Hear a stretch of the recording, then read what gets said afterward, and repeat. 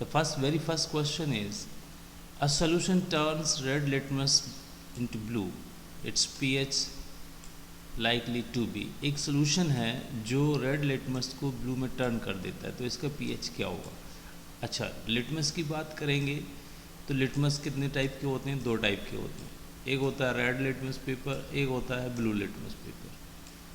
अगर blue litmus paper ऐसा solution जो ब्लू लिटमस पेपर को रेड में चेंज कर रहा है, ठीक है, ब्लू को रेड में चेंज कर रहा है, तो वो एसिड होगा, ठीक है। अच्छा, इसके अपोजिट देखेंगे, अगर ऐसा कोई सब्सटेंस है जो रेड को ब्लू में चेंज कर रहा है उल्टा, तो वो क्या हो जाएगा? बेस हो जाएगा। ये वेरी बेसिक है, आपने 6th-7th में पढ़ा होगा। अब जितने एसिड्स हैं उनका जो पीएच है वो क्या होगा? बिलो 7 होगा। कितना होगा? एसिड्स का पीएच कितना होता है? बिलो 7 होता है। बेस का पीएच कितना होता है? अबव 7 होता है। अब यहाँ पे ये देखेंगे, ए solution turns red litmus into blue. Red litmus को ब्लू में चेंज कर रहा है, यानी बेस होगा, तो इसका पीएच कितना होगा? अबव 7 होगा। Bases turn red litmus blue and its pH likely to be 7. Above 7 लिख सकते हैं if the option is there. If the option is be 10, then you should write 10. Next question देख लेते हैं. A solution react with crushed egg cell. Egg cell, you know what it is? Calcium carbonate. Egg cell किसका बना होता है? Calcium carbonate का बना होता है। A solution react with crushed egg cell to give a gas that turn lime water milky. अब lime water milky, कभी भी lime water milky सिर्फ और सिर्फ एक ही गैस कर सकती है, वो है carbon dioxide. The solution contain, यानी कि एक solution है, उसको हमने crushed egg cell से रिएक्शन कराया तो एक गैस निकली जिसने लाइम वाटर को मिल्की बना दिया। कौन सी गैस हो सकती है? It the gas will be HCl, because HCl compose by calcium carbonate. Calcium carbonate से बना होगा HCl, कैल्शियम कार्बोनेट। यहाँ पे हम यहाँ पे कैल्शियम कार्बोनेट कर देते हैं, कैल्शियम कार्बोनेट ही लिखा था हमने, राइट। ये कैल्शियम कार्बोनेट ही लिखा था हमने। HCl कैल्शियम कार्बोनेट की बनी होती है। कैल्शियम कार्बोनेट की रिएक्शन जब हम किससे कराएंगे? HCl से कराएंगे। तो HCl से जब रिएक्शन होगी तो क्या बनेगा? देखिए, कैल्शियम क्लोराइड बना, राइट, कार्बन डाइऑक्साइड बना और वाटर बना। ये 3 प्रोडक्ट बनेंगे। अच्छा, बात कर लेते हैं क्वेश्चन नंबर 3।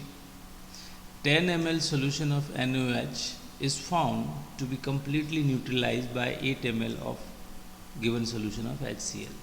देखिए, NaOH क्या है? बेस है। HCl क्या है? एसिड है। तो 10 ml बेस है ना, 10 ml base found to be completely neutralize. ये न्यूट्रलाइज हो जाता है 8 ml given solution of HCl, यानी 8 ml HCl एसिड से न्यूट्रलाइज हो जाता है। 10 ml base, 8 ml acid, okay. If we take 20 ml of the same solution NaOH, अगर हमने इसको 20 कर दिया 10 की जगह, तो 8 की जगह कितना हो जाएगा? Double, 60। The solution of NaOH, the amount of HCl, the same solution as before, required to neutralize it will be 16। तो ये आंसर हो जाएगा आपका 16 ml। क्वेश्चन नंबर 4 देख लेते हैं। अच्छा, रिपीट हुआ है? नहीं। 10 ml of NaOH solution is found to completely neutralize, ये तो रिपीट हो गया। Question number 4 we will look into. Here is your question number 4। Which one of the following type of medicine is use for treating indigestion. Indigestion में हमें generally क्या होता है? Acidity होती है ना, हमें खट्टी खट्टी डकार आती है। एसिडिटी में क्या होता है? एसिडिटी यानी इंडाइजेशन, राइट। तो इंडाइजेशन जब भी होगा, एसिडिटी जब भी होगी, तो हम क्या लेंगे? एंटा एसिड लेंगे। This will be your right answer. Clear? Next देख लेते हैं। Next question is write word equation and then balance equation for the reaction taking place. अब जो रिएक्शन हो रही है इसके लिए पहले तो आपको वर्ड इक्वेशन लिखना है, फिर आपको वैलेंस इक्वेशन लिखना है। वर्ड इक्वेशन क्या हो जाएगी, सेल्फ, अच्छा क्वेश्चन आपको बता देते हैं। क्वेश्चन यहाँ पे ये है, dilute sulphuric acid react with zinc granule. तो डाइल्यूट सल्फ्यूरिक एसिड ने जिंक से रिएक्शन किया, जिंक सल्फेट बनाया, हाइड्रोजन गैस बनाया। ये हो गया वर्ड इक्वेशन। इसी को हम बैलेंस इक्वेशन बना देते हैं। सल्फ्यूरिक एसिड लिखा, जिंक लिखा, जिंक सल्फेट बनाया और हाइड्रोजन निकली। ये टोटली बैलेंस्ड है, पहले से बैलेंस। नेक्स्ट देख लेते हैं बी वाला क्या है, dilute hydrochloric acid react with magnesium ribbon. अब HCl रिएक्ट कर रहा है। अब डाइल्यूट लिखा यानी कि ये एक्वस, मैग्नीशियम रिबन सॉलिड है, जिंक सॉलिड है ना। अब यहाँ पे देखेंगे word equation, hydrochloric acid magnesium chloride and hydrogen is form. Okay, इसी को हमने सिंबल के फॉर्म में लिख दिया यहाँ पे। वर्ड इक्वेशन थर्ड वाली जो है वो क्या कहती है, dilute sulphuric acid react with aluminium powder. अब डाइल्यूट सल्फ्यूरिक एसिड की रिएक्शन करा देंगे हम एल्यूमिनियम से, एल्यूमिनियम सल्फेट बन गया, हाइड्रोजन निकल गया। यानी in all these case what we are looking into, इन सारे केसेस में metal react with acid, what it form. जब भी मेटल रिएक्शन करेगी एसिड से तो हाइड्रोजन गैस निकलेगी, साथ में एक सॉल्ट बनेगा। फिर नेक्स्ट क्वेश्चन यहाँ पे देखिए, हाइड्रोक्लोरिक एसिड और आयरन का है, तो आयरन क्लोराइड और हाइड्रोजन बन जाएगा। बैलेंस इक्वेशन नीचे दी हुई है। नेक्स्ट क्वेश्चन देख लेते हैं, compound such as alcohol and glucose also contain hydrogen. जो ग्लूकोज हैं और एल्कोहल है इसमें भी हाइड्रोजन होता है, but are not categorize as acid. Describe an activity to prove it. तो ये एक एसिड की जैसे रिएक्शन नहीं करते हैं, एक एक्टिविटी से आपको इसको बताना है और एक्सप्लेन करना है। हम क्या करेंगे, इसमें एक एक्टिविटी करेंगे जिसमें 2 nails are fitted on a cork in a 100 ml beaker. The nails are connected to terminal 6 volt of battery through the bulb and switch. Some dilute HCl is poured in the beaker and current is passed. हम क्या करेंगे, एक setup तैयार करेंगे जिसमें कि 2 electrode होंगे, right. और ये इलेक्ट्रोड जो हैं यहाँ पे मैं आपको बता देता हूँ। हमने एक सेटअप तैयार किया जिसमें 2 इलेक्ट्रोड लगाए और दोनों को हमने बैटरी से कनेक्ट कर दिया, है ना। जब बैटरी से कनेक्ट कर दिया, स्विच और यहाँ पे बल्ब लगा दिया, इवन स्विच भी हमने यूज़ कर लिया एक, ठीक है। और इस तरह से एक सेटअप बना दिया। अब क्या करना है, say some dilute HCl is pure in beaker and the current is switched on. अब हमने उस बीकर में क्या कर दिया, HCl डाल दिया। पहले केस में हमने HCl डाल दिया और स्विच ऑन कर दिया। The same experiment is then perform with glucose solution and alcohol solution. HCl से करने के बाद हम उसी को एल्कोहल से कर देंगे, फिर ग्लूकोज से कर देंगे, फिर देखेंगे क्या हो रहा है। ऑब्जर्वेशन देखेंगे तो bulb glow in the case of HCl solution. HCl solution के केस में बल्ब जल जाएगा और ग्लूकोज और अल्कोहल के केस में बल्ब नहीं जलेगा। इसका रिजल्ट क्या हुआ कि in aqueous solution HCl dissociated into H+ और Cl- ions. These ions conduct electricity. चूँकि एक्वस सोल्यूशन में जब इलेक्ट्रिसिटी को पास करते हैं तो HCl क्या करता है, H+ और Cl- में डिसोसिएट हो जाता है और वही आयंस जो हैं इलेक्ट्रिसिटी को कैरी करते हैं और बल्ब जलने लगता है। सिमिलरली जब ग्लूकोज और अल्कोहल की बात करते हैं तो वो डिसोसिएट नहीं होते हैं, कोई आयंस प्रोड्यूस नहीं करते हैं, देयरफॉर जो बल्ब है वो जलता नहीं है। अब इससे इस पूरी एक्टिविटी करने से क्या कंक्लूजन निकलता है, जितने भी एसिड कंटेन हाइड्रोजन, जितने भी एसिड हैं सारे हाइड्रोजन आयन को कंटेन करते हैं। लेकिन जितने भी हाइड्रोजन आयन कंटेनिंग कंपाउंड हैं, ठीक है, वो सारे एसिड नहीं है। अच्छे से समझ लीजिए इसको। HCl और एसिड की बात करें अगर हम, तो एसिड जितने भी हैं सभी में क्या होगा, हाइड्रोजन होगा, ठीक है। All acids contain hydrogen. लेकिन ऐसा नहीं है कि जो कंपाउंड जिनमें हाइड्रोजन है, सारे कंपाउंड जो हाइड्रोजन को कंटेन करते हैं आर एसिड, ये नहीं है ना, ऐसा नहीं है। अच्छा, नेक्स्ट क्वेश्चन देख लेते हैं, थोड़ा लंबा हो गया। Why does distil water not conduct electricity? अब डिस्टिल वाटर जो है इलेक्ट्रिसिटी को कंडक्ट क्यों नहीं करता है, जबकि रेन वाटर तो करता है? तो क्या होता है, distil water is pure form of water which is do not contain ions. Distil water जो है प्योर फॉर्म होता है वाटर का, इसमें आयंस प्रोड्यूस नहीं होते हैं, इसीलिए इलेक्ट्रिसिटी को ये कंडक्ट नहीं करता है। लेकिन रेन वाटर क्या होता है, जब नीचे आता है तो it passes through the atmosphere, atmosphere से आता रहता है, जिसमें एटमॉस्फेयर में ये गैसेस प्रेजेंट होती हैं, CO2, NO2 और SO2, SO3। These are the gases present in the atmosphere. और जब रेन होती है और रेन वाटर नीचे आता है तो इन गैसेस से मिक्स होते हुए आता है, इसलिए इनके आयंस रेन वाटर में प्रेजेंट होते हैं। और जब आयंस प्रेजेंट होते हैं रेन वाटर में, तो रेन वाटर क्या करता है, इलेक्ट्रिसिटी को कंडक्ट करता है। They form acid which present in rain water and produces H+ ions, it make it conducting. Clear हो गया? नेक्स्ट क्वेश्चन देख लेते हैं। नेक्स्ट क्वेश्चन है, why do acid not show acidic behaviour in the absence of water? अच्छा, absence of water में acidic behaviour क्यों नहीं मिलेगा? क्योंकि acids only produce H+ ions और H3O+ आयंस। ये आयंस तभी बनेंगे जब एसिड का सोल्यूशन वाटर में होगा, अदरवाइज नहीं बनेगा। Acid can only dissociate in aqueous solution to form hydrogen ion which are responsible for the acidic behavior. Next question देख लेते हैं। नेक्स्ट क्वेश्चन है, 5 सॉल्यूशन दिए गए आपको ABCDE when tested with universal indicator. जब इनको यूनिवर्सल इंडिकेटर से टेस्ट किया गया तो यूनिवर्सल इंडिकेटर क्या होता है ये मैं आपको बताता हूँ। अच्छा, ये होता है यूनिवर्सल इंडिकेटर। इसमें 7 जो है वो न्यूट्रल वैल्यू है, आप देख सकते हो, है ना। अब जो यूनिवर्सल इंडिकेटर ये क्या है, ये बनाया जाता है 4 सॉल्यूशन के मिक्सचर से, है ना। उन 4 सॉल्यूशन में थाइमल ब्लू, ब्रोमोथाइमल ब्लू और मिथाइल ब्लू और भी एक और इसमें सॉल्यूशन मिक्स करके यूनिवर्सल इंडिकेटर को बनाते हैं। यह है यूनिवर्सल इंडिकेटर। अगर किसी सॉल्यूशन का pH 10 है या 11 है तो इसका कलर ये होगा, ठीक है। अब हम देखते हैं क्वेश्चन क्या है। क्वेश्चन है कि 5 solution ABCDE when tested with universal indicator. जो 5 सॉल्यूशन हैं ABCDE, जब इनको हमने यूनिवर्सल इंडिकेटर से टेस्ट किया, showed pH as 4, 1, 11, 7, 9 respectively, which solution is।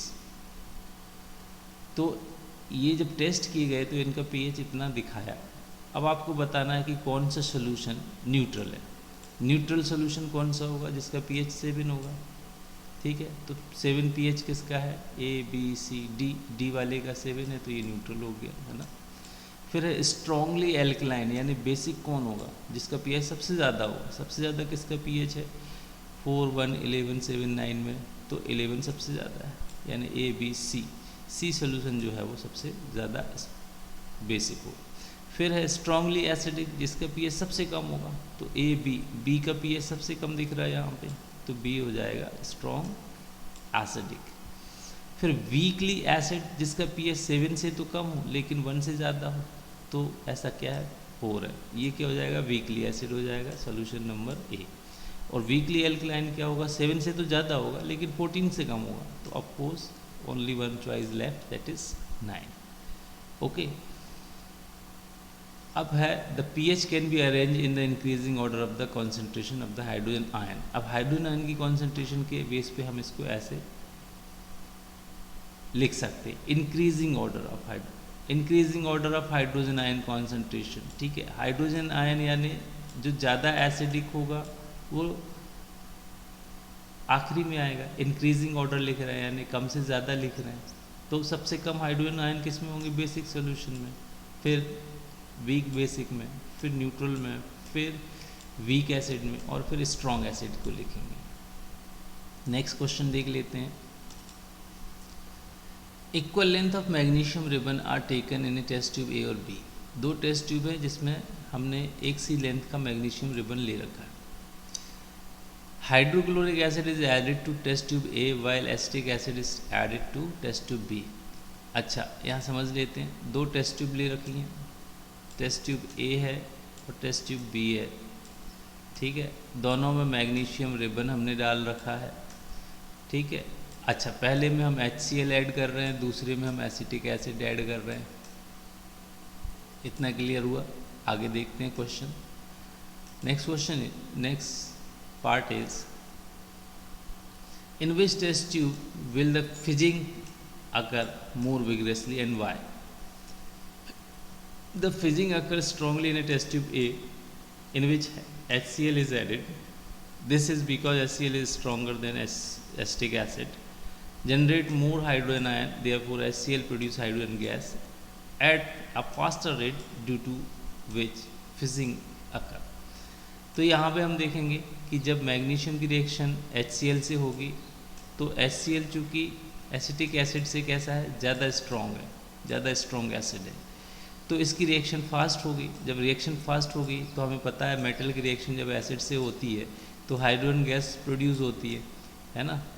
अब चूँकि रिएक्शन फास्ट हो रही है तो क्या होगा, हाइड्रोजन गैस ज़्यादा से ज़्यादा निकलेगी, जिससे हमें एक साउंड मिलेगा जिसको कहते हैं फिजिंग साउंड, है ना। फिजिंग साउंड मिलेगा, ऐसे गैस निकलती है ना, उसी तरह का।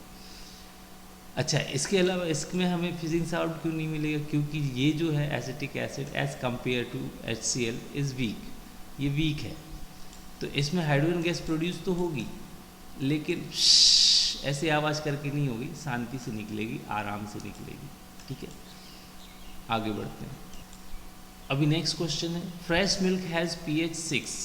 जो फ्रेश मिल्क होता है उसका pH कितना होता है, 6 होता है, यानी ये स्लाइटली एसिडिक साइड होता है।